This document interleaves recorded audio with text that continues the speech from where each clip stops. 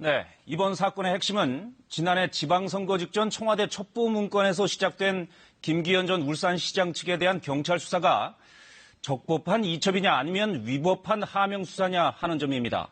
그런데 그 중간 과정에서 핵심 역할을 한 것으로 추정되는 전 특감반원이 스스로 목숨을 끊으면서 검찰 수사도 영향에 불가피해졌습니다. 이지훈 기자가 보도합니다. 이른바 백원우 첩보문건 사건에서 숨진 수사관은 첩보 작성 과정 등에 깊이 관여한 것으로 지목된 인물로 알려졌습니다. 지난해 지방선거 직전 김기현 전 울산시장에 대한 경찰 수사가 진행 중이던 울산에 내려가기도 했습니다.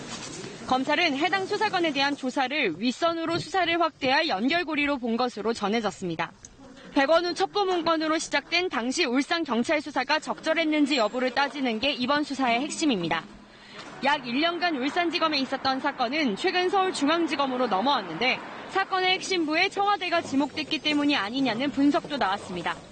곧바로 박형철 청와대 반부패 비서관이 이미 검찰 조사를 받았다는 소식이 전해졌고 이광철 현 청와대 민정비서관, 조국 당시 민정수석의 이름 등이 줄줄이 나왔습니다.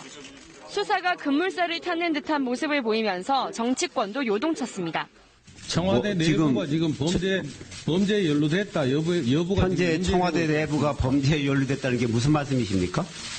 아니 지금 현재 청와대 내부 누구를 말씀하십니까?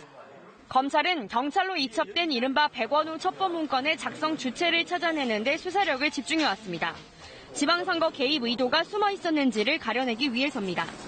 그러나 어제 전직 특감반원이 조사를 앞두고 숨진 채 발견되면서 검찰 수사는 당분간 큰 영향을 받을 것으로 보입니다. KBS 뉴스 이지윤입니다.